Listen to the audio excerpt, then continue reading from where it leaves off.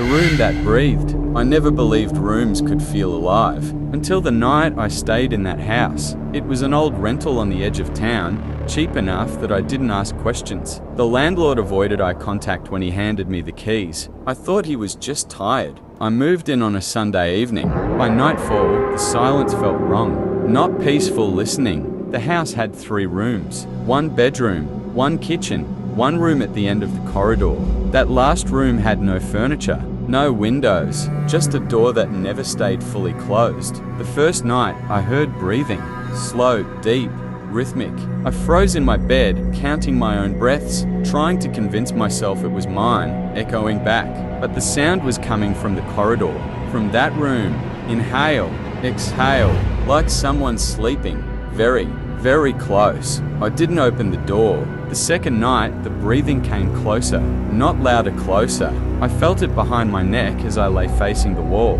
Warm air brushed my skin, carrying a smell like damp soil and rusted metal. I whispered, "Hello." The breathing stopped. Then I heard my own voice reply, "Hello." It came from inside the wall. I didn't sleep after that. On the third day, I searched the house. No vents, no crawl spaces, no hidden rooms. But when I placed my ear against the wall near the corridor, I heard something else. A heartbeat, slow, heavy, too large to be human. That night, the door at the end of the corridor was wide open. The room inside was darker than the rest of the house, as if light refused to enter it. The breathing was frantic now, excited, and then the whispering started. My name, over and over, not spoken, remembered, like the house had learned it by watching me think. I slammed the door shut and pushed my bed against it. At 3:17 a.m. the knocking began. Not on the door, on the inside of my chest. Each knock matched the heartbeat in the wall.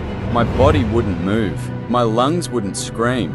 Then the wall behind my bed softened. It gave way, like skin. A mouth opened in the plaster, stretching wider than my shoulders, lined with splintered teeth and wet darkness. A voice crawled out, layered with dozens of others. "You've been living in me," it said. "Now I live in you." I felt something slide into my lungs, cold, rooting, learning my shape from the inside. I woke up the next morning lying on the floor of the empty room. The room with no windows. The door was gone. The walls were warm. And somewhere far away, I heard someone unlocking the front door of the house. A new tenant. I smiled. Then I breathed.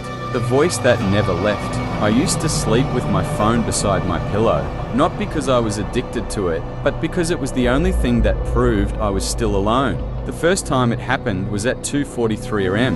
My phone rang. Unknown number. I almost didn't answer. Who calls at that hour? But something in my chest tightened, like I had already missed something important. I picked up. All I heard was breathing. Not heavy, not rushed, careful, like whoever it was didn't want me to know they were alive. "Hello," I whispered. The breathing stopped. Then I heard my own voice on the line. "Don't turn around." My blood went cold. I was lying on my side, facing the wall. Behind me was empty space. I knew it was empty. I had locked my door, checked under the bed, closed the window. My phone screen went dark. The call ended. I stayed frozen until morning. The second night, my phone rang again. 2:43 a.m. Same unknown number.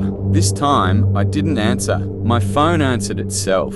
The speaker turned on, and I heard footsteps. Slow, bare, moving across a floor that sounded exactly like mine. Each step matched a pressure on my mattress. Someone was walking toward my bed. I squeezed my eyes shut and whispered, "This isn't real." The voice replied, softly, lovingly, "It is now." Something pressed down beside me. The mattress dipped. I felt warmth, weight, a presence so close that the air thickened. The smell was wrong old sweat and damp earth, like something that had been buried and forgotten. My phone screen lit up. The camera app opened by itself. The front camera.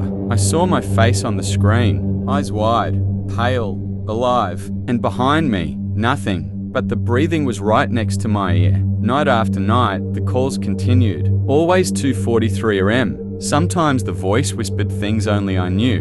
Thoughts I never said out loud. Memories I had tried to bury. Regrets. Guilt. It spoke like it had lived inside me for years. One night, it said, "You should check the mirror." I didn't want to. but my body moved without permission. I stood in front of the mirror. My reflection was delayed. I raised my hand. The reflection didn't. It smiled. Behind the glass, something pressed forward, stretching my face into the wrong shape. Its mouth opened wider than mine could, splitting along invisible seams. The voice came from behind my eyes. I was born the first night you listened. The phone rang in my hand. 2:43 a.m. This time, the caller ID showed my name. I answered. The line was silent. Then I felt my mouth open and heard myself whisper into the phone, "Don't turn around." I don't sleep with my phone anymore.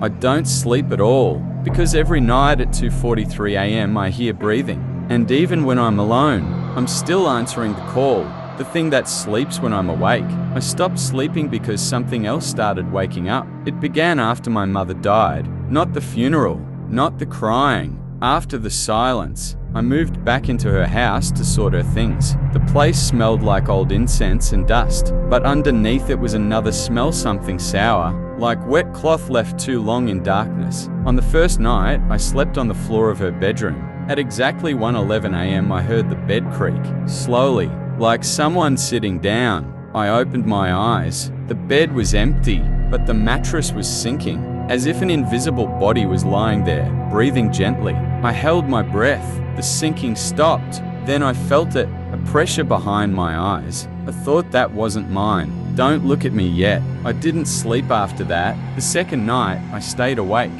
lights on, coffee in hand. I watched the bed. At 1:11 a.m. the mattress sank again. This time, I saw it clearly, a shape forming under the sheets, not a body in absence, like darkness folding itself into human proportions. The sheets wrapped around it, obeying its shape. Then the whisper came. I waited while you slept. My mouth went dry. What are you? The thing shifted, and the mattress creaked closer to me.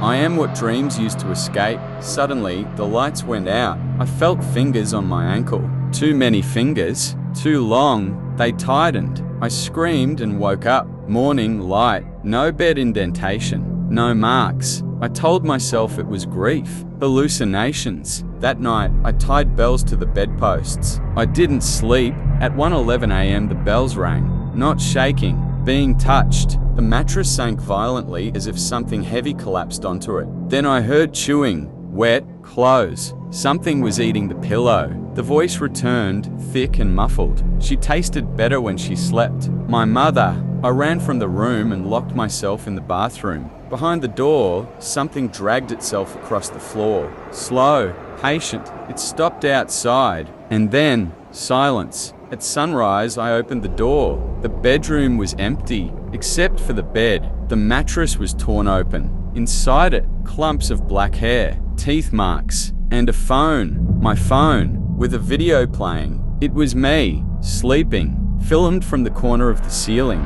In the video, the bed sank. Something crawled out of the mattress. It leaned over my sleeping body and whispered, "He's awake now, so you can sleep." The video ended. I haven't slept since, but every night at 1:11 a.m. I feel my eyelids grow heavy, and somewhere in the house, something stretches, waiting for me to close my eyes.